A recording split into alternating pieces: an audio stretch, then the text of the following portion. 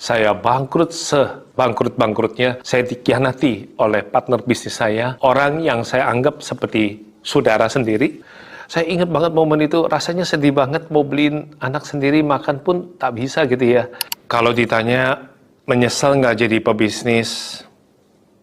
Aku bisa bilang, aku bangga dengan diriku. Walaupun mungkin aku sempat bangkrut, tapi buat aku, ternyata bangkrut itu adalah bagian cerita dari pebisnis. Kalau kamu mau tahu aku bangkrutnya seperti apa, ini ceritaku.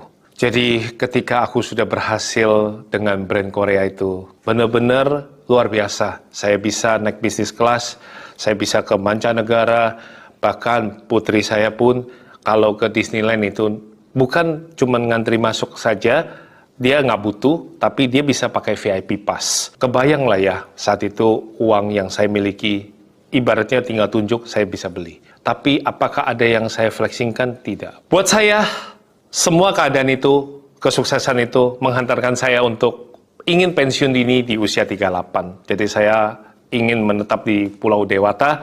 Saya sudah persiapkan villa untuk pensiun saya sampai akhir hidup. Saya pikir financial freedom saya sudah tercapai. Tapi apa mau kata teman-teman, Tuhan punya kehendak yang lain. Ternyata di kemudian hari saya merasa sedih. Saya bilang saya tidak salah apa-apa, tapi kenapa ini bisa terjadi? Saya bangkrut sebangkrut-bangkrutnya. Saya dikhianati oleh partner bisnis saya, orang yang saya anggap seperti saudara sendiri.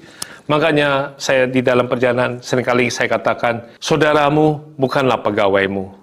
Pegawaimu bukanlah saudaramu. Aku seringkali dulu ingin membuat pegawai saya setia pada saya katakan, kamu tuh sudah aku anggap seperti keluargaku sendiri. Ternyata kata-kata itu salah. Kita tidak bisa sembarangan mengeluarkan kata-kata itu. Saat mengeluarkan kata-kata seperti itu, ini bekal buat para pebisnis. Kamu tuh hanya ingin memanipulasi orang supaya orang setia sama kamu. Apakah orang setia dengan kata-katamu? Bukan. Orang setia pada uangmu. Orang setia pada janjimu. Apa yang kamu janjikan tentang pangkat dan jabatannya dia. Orang setia pada uang yang kamu berikan. Dan ketika kamu katakan dia sebagai saudaramu, di situ ada keinginan dia untuk mendapatkan hal yang sama seperti kamu. Dan itulah kejatuhan bisnis Kotomi. Partner saya yang saya persiapkan untuk bisnis digital, karena saya waktu itu sudah tahu offline ini tidak mungkin selamanya. Saya sudah tahu bahwa bisnis ini akan menuju digital. Jadi saya kurang pengalaman di digital, saya coba berpartneran sama orang. Dan ternyata itu salah.